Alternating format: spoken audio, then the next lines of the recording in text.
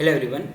अब यहाँ पे हम लोग क्या करेंगे, क्वाड्रेटिक इक्वेशन के जितने कॉन्सेप्ट्स हैं उसको हम लोग यहाँ पे समझने की कोशिश करेंगे और बहुत सारा ट्रिक देखेंगे और जुगाड़ देखेंगे जिससे हमारा कॉन्सेप्ट जो है वो इजीली हम लोग दिमाग में रख सकें। ओके, यहाँ पे कुछ कुछ पॉइंट हम नहीं बताएंगे, जैसे कि पोलिनोमियल क्या होता है, उसका क्लासिफिकेशन क्या होता है, और फैक्टर थ्योरम क्या होता है, रिमाइंडर थ्योरम क्या होता है। ये सारे टॉपिक को हम यहाँ पे कवर नहीं करेंगे। सिंपल हम लोग क्वाड्रेटिक इक्वेशन से रिलेटेड जितने कॉन्सेप्ट्स होते हैं मेंस तक एडवांस तक का हम लोग सारे कवर करेंगे। क्लियर?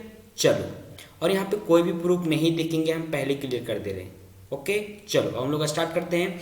क्वाड्रेटिक इक्वेशन को स्टार्ट करने से पहले थोड़ा सा हम लोग एक्सप्रेशन और इक्वेशन में डिफरेंस समझ लेते हैं कि दोनों में डिफरेंस क्या है, दोनों का मतलब क्या होता है। समझो, एक्सप्रेशन का पहले मतलब समझते हैं हम लोग।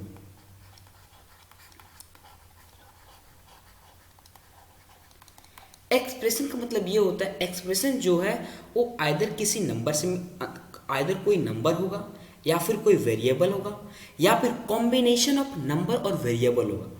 देखो फॉर एग्जांपल हम कहना क्या चाह रहे हैं, ये क्या हो सकता है, हम लिखते हैं फाइव एक एक्सप्रेशन है, और यदि हम लिखते हैं एक्स स्क्वायर प्लस एक्स, ये भी एक एक्सप्रेशन है, और यदि हम लिखते हैं three x square plus two, ये भी एक एक्सप्रेशन है। तो एक्सप्रेशन क्या है, आइदर कोई एक नंबर हो सकता है या फिर वेरिएबल हो सकता है या फिर कॉम्बिनेशन ऑफ वेरिएबल और नंबर दोनों हो सकता है। क्लियर? ये होता है एक्सप्रेशन का मतलब। और हम लोग एग्जाम्पल लिख सकते हैं एक्सप्रेशन का।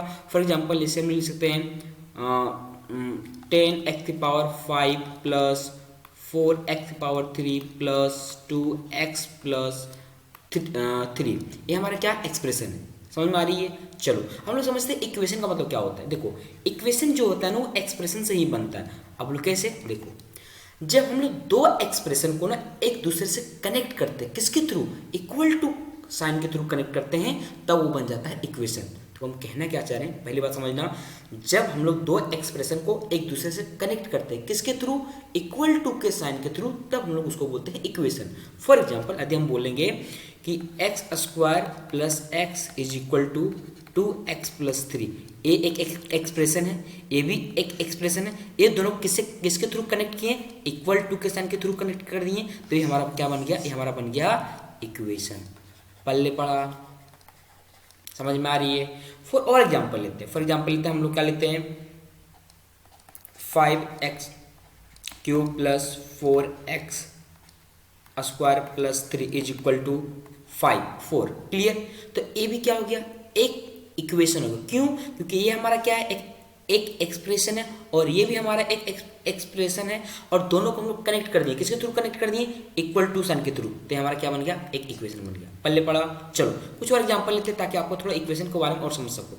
जैसे हम लिख देते हैं यहाँ पे 2x² plus 4x+3 is equal to क्या हो जाएगा हमारे पास, 3x+2। ये भी हमारा क्या हो गया, एक इक्वेशन होगा। क्लियर? हम लोग उसको फर्दर सिंप्लीफाई कर लेते हैं, वो अलग फैक्टर है, हम लोग उसको फर्दर सिंप्लीफाई करेंगे, वो अलग एक फैक्टर है। बट हम बता रहे हैं कि इक्वेशन कैसे बनता है एक्सप्रेशन से।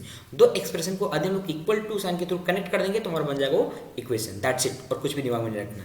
अब इसको लोग फर्दर सिंप्लीफाई कैसे करेंगे, ये जो हमारा क्वांटिटी उसको उठा के इधर ले आएंगे, तो हमारे पास क्या बन जाएगा, 2x² plus 4x+3 minus 3x-2 is equal to 0। तो हमारे पास इसको फर्दर सिंप्लीफाई करेंगे तो अपन के पास क्या बन जाएगा, ये और ये क्या है, लाइक टर्म है, तो हम लोग क्या करेंगे, कंबाइन करके एक सिंगल टर्म बनाएंगे। तो हम लोग के पास बन जाएगा 2x² प्लस x और plus 1 is equal to 0। Clear?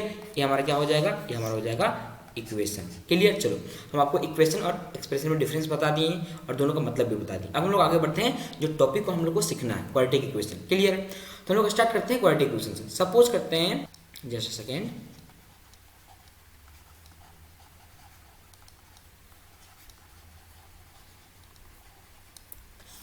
Okay suppose करते हैं हम क्वाड्रेटिक इक्वेशन को, क्या, ax² plus bx+c is equal to 0। Clear? एक हम क्वाड्रेटिक इक्वेशन को सपोज किए। यहाँ पे कुछ आपको दिमाग में रखना पड़ेगा, वो क्या है, a का वैल्यू 0 के बराबर नहीं होना चाहिए। यदि a 0 हो जाएगा तो ये क्वाड्रेटिक इक्वेशन रहेगा नहीं, ये लीनियर इक्वेशन बन जाएगा। पहली बात। दूसरी बात, जो वेरिएबल का पावर होगा, जो वेरिएबल, यहाँ पे वेरिएबल क्या x है, यहाँ पे वेरिएबल क्या x है, जो वेरिएबल का पावर होगा ऑलवेज क्या होना चाहिए, होल नंबर होना चाहिए, होल नंबर होना चाहिए। ओके, हम लिख देते हैं power of variable must be whole number।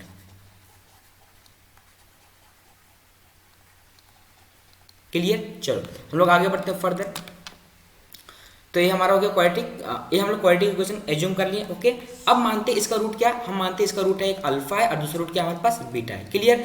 आप लोग पढ़े होंगे क्लास 10 में, इसका एक फॉर्मूला आप लोग सीखोगे जिसको बोलते हैं हम लोग हिंदू मेथड। हम उसको प्रूफ नहीं बता रहे, यदि प्रूफ जानना होगा तो बहुत ही सिंपल है, परफेक्ट स्क्वायर बनाते हैं उसे निकल जाता है। हम यहाँ पे सिंपल फॉर्मूला लिख देते हैं, क्या होता है x इक्वल टू होता है minus B plus minus under root क्या होता है हमारे पास B square minus 4ac divide by क्या होता है हमारे पास 2a होता है। ये हमारा होता है रूट, क्या होता है ये रूट, इस क्वाड्रेटिक इक्वेशन का रूट क्या है ये होता है। क्लियर। चलो हम लोग मान, और उसका हम लोग रूट क्या माने, एक अल्फा माने और दूसरा क्या माने बीटा माने। ओके, तो हम इसको ऐसे लिख सकते हैं, ऐसे लिख सकते हैं अल्फा इक्वल लिखते हैं माइनस बी, एक बार प्लस वाला लेते हैं plus under root, just second, under root b square minus 4ac divide by 2a, और बीटा इक्वल टू क्या लेते हैं हम लोग, बीटा इक्वल टू लेते हैं minus b minus under root b square minus 4ac divide by 2a। Clear. चलो अब यहाँ पे आपको एक चीज और नोटिस करना पड़ेगा, जो यहाँ पे क्वांटिटी बी स्क्वायर है ना, बी स्क्वायर माइनस 4ac को हम लोग जनरली डी से डिनोट करते हैं और इसको बोलते हैं डिस्क्रिमिनांट बोलते हैं, क्या बोलते हैं डिस्क्रिमिनेंट बोलते हैं। ओके, इसको बोलते हैं। चलो अब यहाँ से हम लोग लिखते हैं सम ऑफ रूट और प्रोडक्ट ऑफ रूट। हमारे पास दो रूट पता है ये और ये, और हमारे पास इक्वेशन क्या है, हमारे पास इक्वेशन ये है। ओके, और इससे हम लिखते हैं सम ऑफ रूट क्या होता है, प्रोडक्ट ऑफ रूट क्या होता है। तो हमारे पास सम रूट हो जाएगा alpha plus beta is equal to होता है जब हम लोग ये दोनों को जो ऐड कर देंगे, जो हमारे पास ये वाला है ये क्वांटिटी और इस क्वांटिटी को ऐड कर देंगे तो हमारे पास बन जाएगा माइनस बी बाय ए बन जाएगा। क्लियर। ये हमारा होता है सम ऑफ रूट। इसको हम याद रखने का भी तरीका बताएंगे। और प्रोडक्ट ऑफ रूट क्या होगा, जब हम लोग इसको और इसको मल्टीप्लाई कर देंगे तो हमारे पास बन जाएगा alpha into beta is equal to हो जाएगा हमारे पास सी बाय। पल्ले पड़ा। चलो हमारे पास हो गया सम ऑफ रूट और हो गया प्रोडक्ट ऑफ रूट। और हम लोग जब इसको इसमें सब्ट्रैक्ट कर देंगे, मतलब डिफरेंस ऑफ रूट लिखेंगे तो हमारे पास बन जाएगा, क्या बनेगा, तो अपन के पास बनेगा। अब अपन को ये चीज़ नहीं पता है कि कौन सा क्वांटिटी बड़ा है, अल्फा बड़ा है कि बीटा बड़ा है, तो उस केस में हम लोग क्या करते हैं मॉडुलस लगाते हैं ताकि हमारा जो डिफरेंस ऑफ रूट निकले वो क्या निकले पॉजिटिव क्वांटिटी। तो हम लोग इसको जनरली लिखते हैं difference of root alpha minus beta equal to लिखते हैं under root D by a. Okay, ये लिखते हैं। और d इक्वल टू क्या होगा, d इक्वल टू हमारे पास बी स्क्वायर माइनस 4ac, मतलब d क्या है डिस्क्रिमिनांट है। ओके, चलो अब हम आपको बताते हैं कि सम ऑफ रूट और प्रोडक्ट ऑफ रूट कैसे लिखते हैं। हमारे पास मान लेते हैं ए इक्वेशन रहेगा A X square plus B X plus C equal to 0 रहेगा हमारे पास एक क्वाड्रेटिक इक्वेशन। तो अपन क्या करते हैं यहाँ पे, अपन क्या करते हैं जो हमारे पास एक्स स्क्वायर का कोफिशिएंट रहेगा उसको लेते हैं और यहाँ पे जो एक्स का कोफिशिएंट रहता है उसको लेते हैं, और एक और क्या है यहाँ पे कांस्टेंट टर्म। तो हमारे जब सम ऑफ रूट लिखने की बात आएगी तो हम लोग क्या करेंगे alpha plus beta equal to लिखते क्या करते हैं, जो हमारा एक्स का कोफिशिएंट रहेगा उसको ले लेंगे और जो हमारा एक्स स्क्वायर कोफिशिएंट रहेगा उसको डिवाइड कर देंगे और इस पूरे क्वांटिटी को माइनस से मल्टीप्लाई कर देते हैं। ओके, और प्रोडक्ट ऑफ रूट के लिए क्या करते हैं हम लोग, जो हमारा कांस्टेंट वाला टर्म होता है उसको लेते हैं और जो हमारा एक्स स्क्वायर का कोफिशिएंट होता है उससे डिवाइड कर देते हैं। बस ये हो जाता है हमारा प्रोडक्ट ऑफ रूट। पल्ले पड़ा। एक और तरीके से हम लोग इसको लिख सकते हैं। एक और तरीका क्या है, देखो क्या हमारे पास एक क्वाड्रेटिक इक्वेशन है ना, तो हम लोग क्या करते हैं इस ए से डिवाइड कर देते हैं पूरे को। मतलब हम ये कहना चाह रहे हैं हमारे पास जो ए क्वाड्रेटिक इक्वेशन है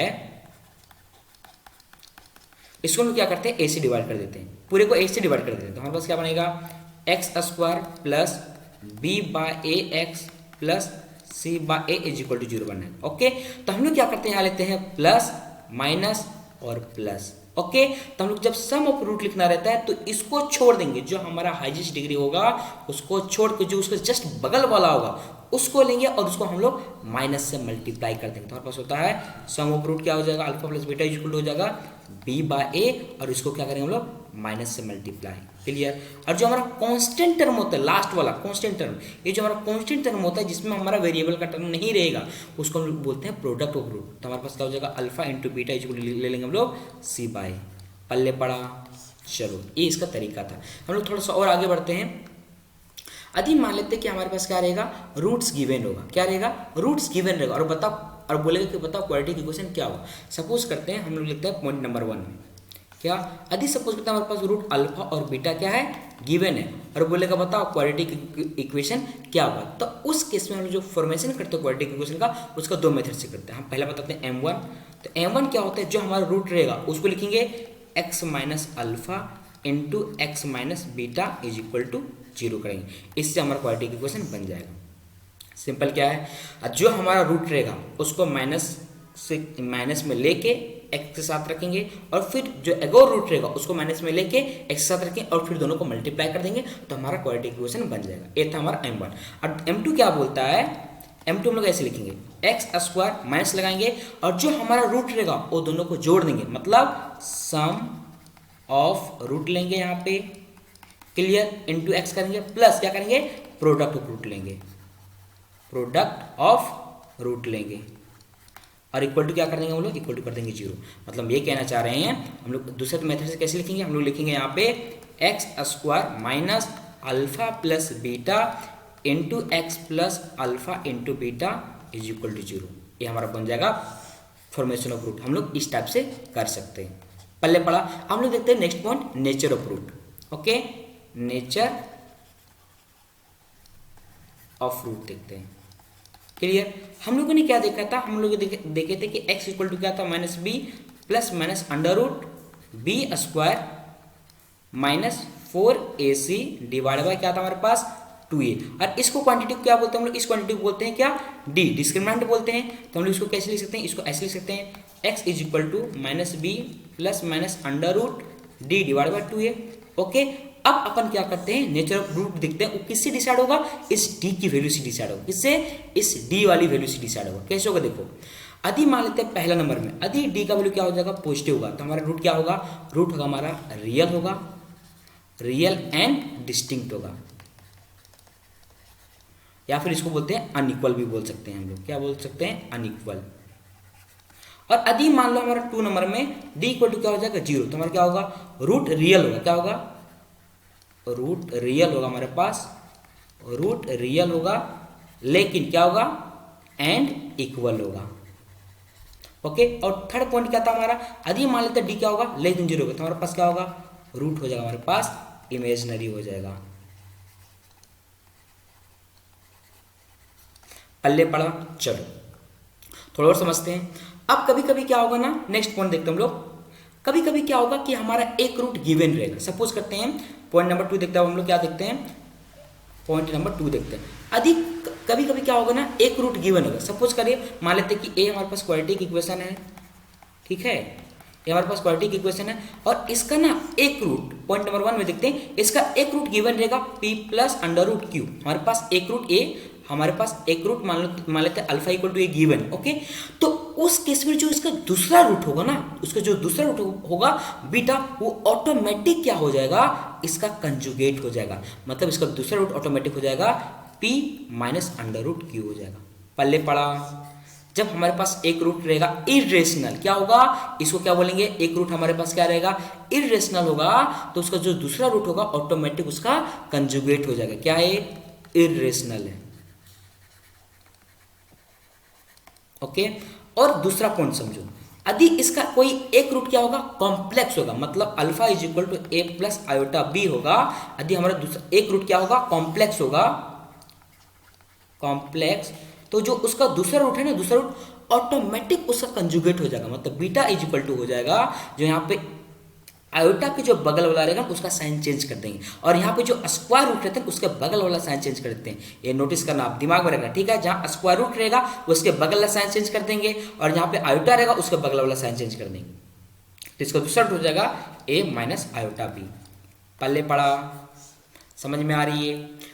तो हम लोग इस वीडियो में क्या क्या देख लिए, हम लोग क्वाड्रेटिक इक्वेशन के बारे में देख लिए, नेचर ऑफ रूट देख लिए, और क्वाड्रेटिक इक्वेशन का फॉर्म कैसे करेंगे, और हम लोगों ने क्या देखा, इक्वेशन और एक्सप्रेशन में डिफरेंस क्या है। ओके, हम लोग नेक्स्ट वीडियो में कुछ और चीज़ों को सीखेंगे। ओके, चलो बाय बाय।